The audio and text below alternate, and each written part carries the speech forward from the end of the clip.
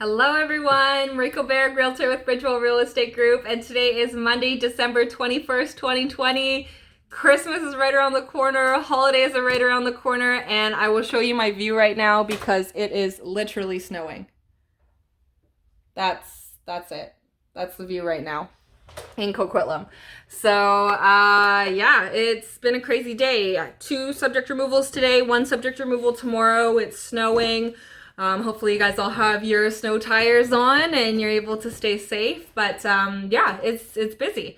And like I said, Christmas is right around the corner, so I hope you guys are going to be making the most of your COVID Christmas in the safest way that you possibly can. We still have a lot to be grateful for, and so I'm wishing you guys the happiest holidays. But on the topic of staying safe, I did want to talk about subject-free offers today. And this topic, I will say, admittedly, is not my favorite thing. I don't love subject-free offers. I think that right now, unfortunately, they are the reality of a lot of the market, specifically the detached market. And so it is definitely something that I want to talk to you guys about. So today's video is going to be covering what is a subject-free offer, what are the risks of a subject-free offer, and if you are going to write a subject-free offer, what you can do to keep yourself as safe as possible and still do the due diligence to make the best out of a not so great situation. So yeah, I always want you guys to stay safe and protected and educated. That's what this vlog is all about. And so I really hope that this video helps you and gives you guys some tips. And I may kind of rant about subject-free offers a little bit because like I said, they're not my favorite, but I can acknowledge that they're the reality. And unfortunately, sometimes it's what we have to do. So if we have to do it, we're going to do it the best way that we possibly can.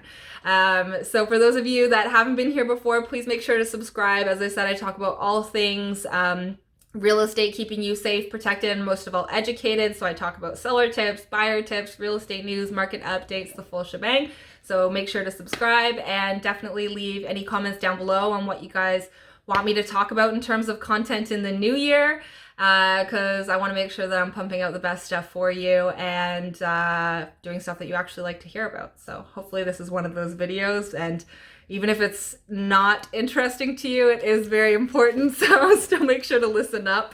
Okay, so subject-free offers. What is a subject-free offer? We really have to start with what is an offer with subjects. So when we write an offer, a contract of purchase and sale, typically there's a period of time called the subject removal process or subject removal period, which is a 7-day period of time where you get to do diligence on the property. Get to do due diligence on the property. So standard subjects are financing, title search, property disclosure statement, inspection, home insurance, and if it's a strata property, strata documents. So during this subject removal period, you basically have a safety net or a blanket to be able to back out of the deal with regards to those subjects if something is not found satisfactory to you. You do not hand in that deposit until subjects are removed. So typically you hand in a deposit of 5% of the purchase price either upon or within 24 hours of the subject removal period. So say, for example, you can't get financing, you can back out of the deal. You haven't handed in your deposit yet, so no harm, no foul, right? So it's that period of time that you get to do due diligence on the property and make sure that you're satisfied with the home, because obviously it's a big purchase and you want to make sure that you are very aware of what you're buying and that you can qualify for purchasing that property.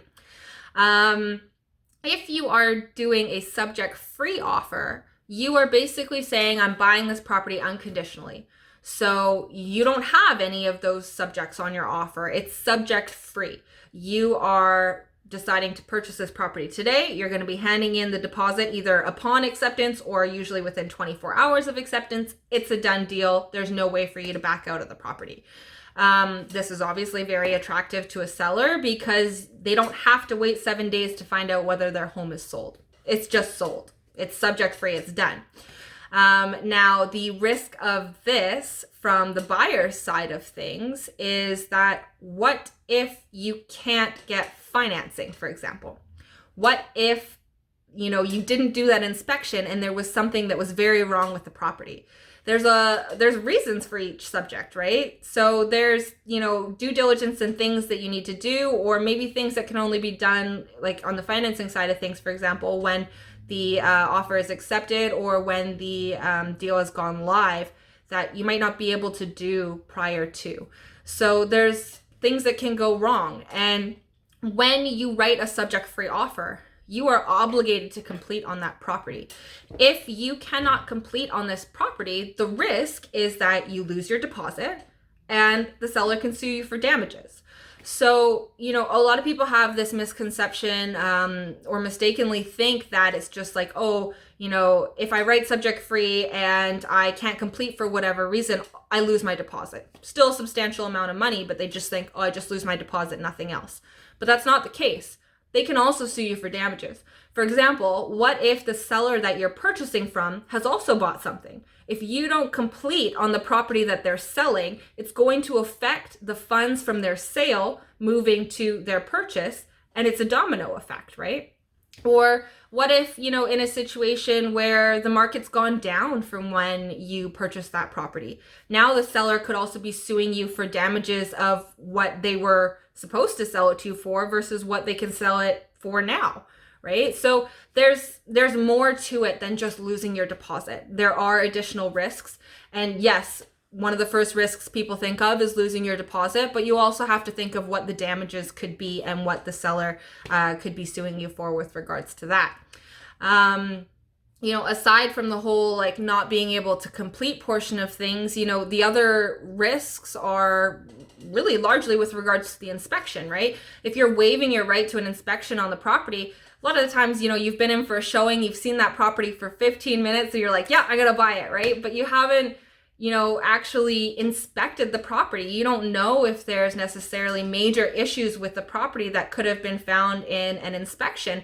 And, going down the legal rabbit hole of, coming after people like the sellers for, not reporting material latent defects or not reporting things on the property disclosure statement when it's to their best of their knowledge is a really tricky business. And actually I do a video with this topic with Paul Choi from Juris Notary, kind of talking about the risks of subject-free offers from a legal perspective. So definitely you guys should check that out, and just not necessarily relying on the property disclosure statement in replace of an inspection like a lot of people mistakenly do, because that property disclosure statement is still buyer's beware, right? You still have to, you're still recommended to do your due diligence. You're not just supposed to rely on this property disclosure statement.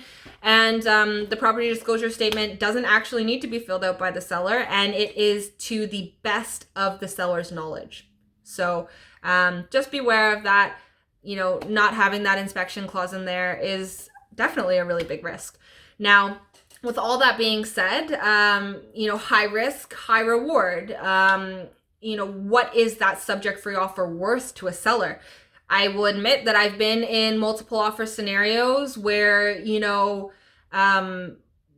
say you're already, I'll give you an example that literally just happened. So there's a property in Port Coquitlam, $950,000. Multiple offers on the property. There were 12 offers on the property. The top two offers, we ended up being the second one. The top two offers were $1,140,000 is what it was. $1,140,000. And the second top offer was like max $1,135,000. So $5,000 difference.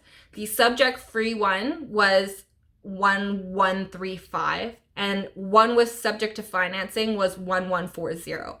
The seller in that situation decided to take the subject-free offer that was $5,000 less because they were already happy with the price. They're like, I listed it for $950. Like, this is way more than I ever thought I was going to get. I'm totally happy with 1,135, and it's just a done deal today.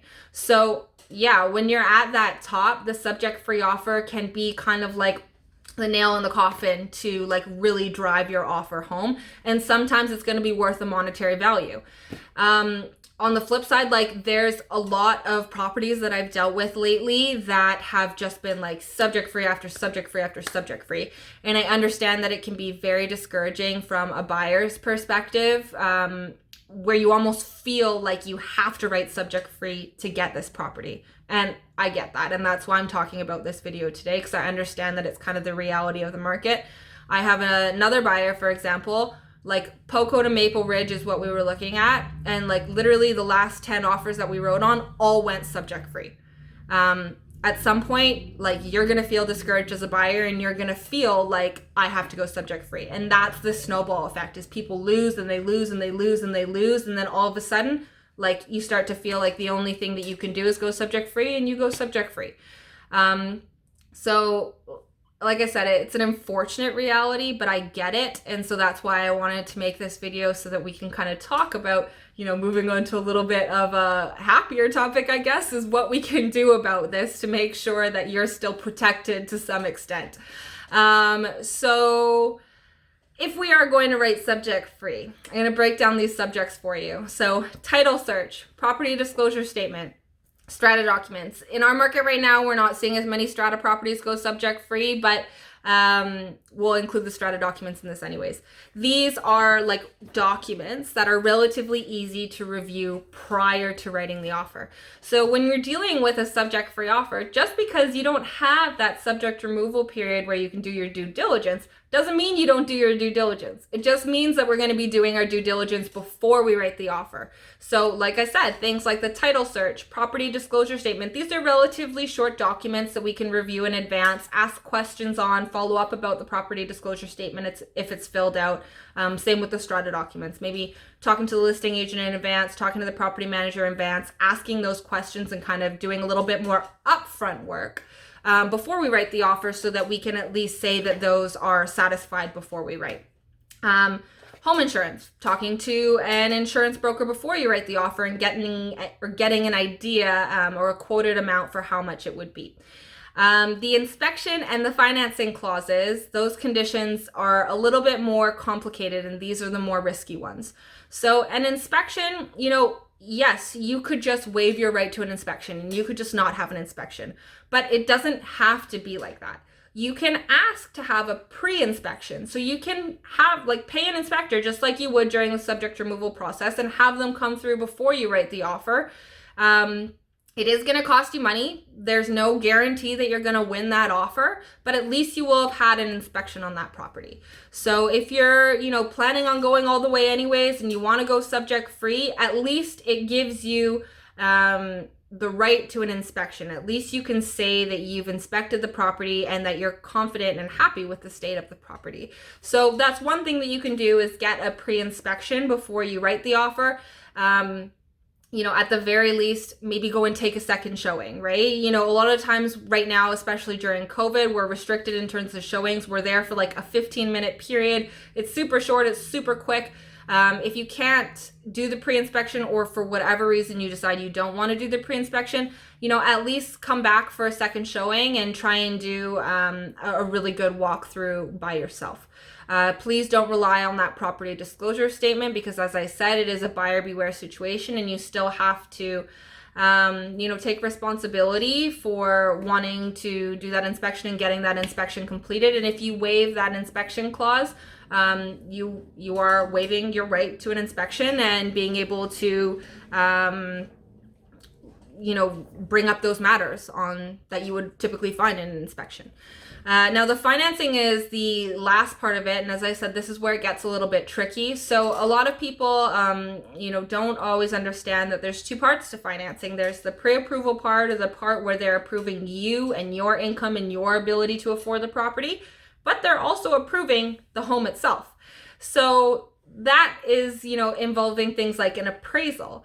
So when you get an accepted offer on a property, typically that's when they start, building the live file, and that's when they would get an appraiser to come into the property.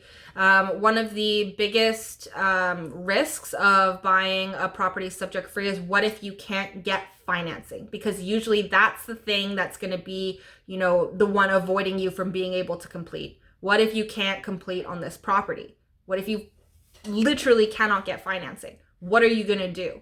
That's when it becomes really, really risky with regards to a subject free offer. And a lot of the times when that happens, it's because the appraisal comes in low. So that's, the property not being approved by the lender. Or the property not being approved by the lender with relation to your finances. So I've done another video with this, or on this, with John Chan from RBC, where we talk about what happens if an appraisal comes in low. This is a whole other, discussion, calculation, everything, that is a whole other video. So I'll make sure to leave that for you guys in a description. Definitely make sure to check it out so that you really understand how appraisals and financing works from a mortgage perspective. But yeah, let's say, for example, you're in a multiple offer scenario and you agree to pay 1.1 for this property, but it, appraises at $1,050,000. Like, is your down payment, or are the funds that you have available going to be enough to be able to make up that difference if the appraisal comes in low? And if the answer is no, and you can't get financing, now all of a sudden you're screwed twofold, because you're gonna lose your deposit if you can't complete, and the seller could potentially sue you for damages if you can't complete. So this really becomes the biggest risk when it comes to writing a subject free offer, is the financing side of things. So what I can tell you is that if you are going to write subject free, you have to make sure that your realtor and your mortgage broker and you are having very, very serious conversations, open communication about the sales, about the market value, so that we can, make sure that you're not overpaying, and that the appraisal, we're doing everything that we can so that the appraisal doesn't come in low. That if the appraisal does come in low, that you have like a preparation plan and a strategy, and that your down payment funds are still going to be enough to cover any difference, which is what your mortgage broker should be working out with you. Your realtor should be sending you all of those sales to help estimate market value. They should be sending the feature sheet and property details to the mortgage brokers so that they can run the property tax numbers and any numbers that they need to factor into your affordability. And your team should be working like a team. So, you have to make sure that, all in all, what I'm saying is that you do your due diligence when you're writing a subject free offer. Subject free does not mean that you don't do your due diligence. You still do your due diligence. You review all the documents. You make sure your team is communicating. You do everything you can to make sure that you are staying as safe as you possibly can in a risky situation. And so that is the whole point of this video, is just to make sure that you guys, know what you're doing, know what it means to be subject free, that you know the risks of subject free, that it's not just losing your deposit. You could get sued for damages.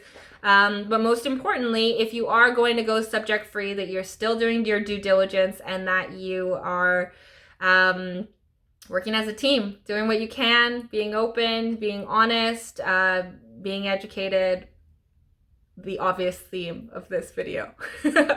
So yeah, that's pretty much everything I have to say about subject free offers. That's my little rant. I am still getting distracted by this snow out here. It is really coming down. I'm going to show you guys again because I just can't believe it. It's actually sticking now. It's crazy. But it feels like a winter wonderland. So as I said, guys, I hope that you stay safe. I hope that you stay happy during your COVID holidays. I hope that you're still able to connect with family and friends, whether that's via Zoom or on a call or anything like that, as best you possibly can. Again, I hope this video was helpful for you. As I said, subject free is not really my favorite thing. I don't think it's a favorite thing for a lot of people. But my goal here is to make sure that you guys are always safe, always educated, and as protected as you possibly can be. So if you do have any questions about subject free offers, if you find yourself between a rock and a hard place, If you're feeling frustrated because of multiple offers, there are other things that we can do that are not subject free. So we don't always have to resort to that. Don't feel pressured to do that. I, always try and do everything I can to come up with new and innovative ways to win multiple offer scenarios, whether it's writing a love letter to the sellers about how much we love the property, whether it's, showing a pre-approval letter and, really gaining their confidence in our financing subject without writing subject free, whether it's lining up dates properly, whether it's, presenting face to face. We can't do that now because of COVID, but that's what I used to do back in the day. There's other ways that you can win. And so my point is that don't always feel, pressured to go subject free. But if you are going subject free, please just make sure that you follow the tips in this video and that you do everything you can to make sure that you are, doing your due diligence and staying safe in a not so safe situation. So yeah, that's the video. 20 minutes later, I've been rambling, so I'm gonna let you guys go. But as I said, subscribe, like, comment down below. I'm hoping to provide lots of new content for you guys in the new year. Stay safe, stay happy, stay healthy. Happy holidays, everybody, and I will talk to you soon. Bye.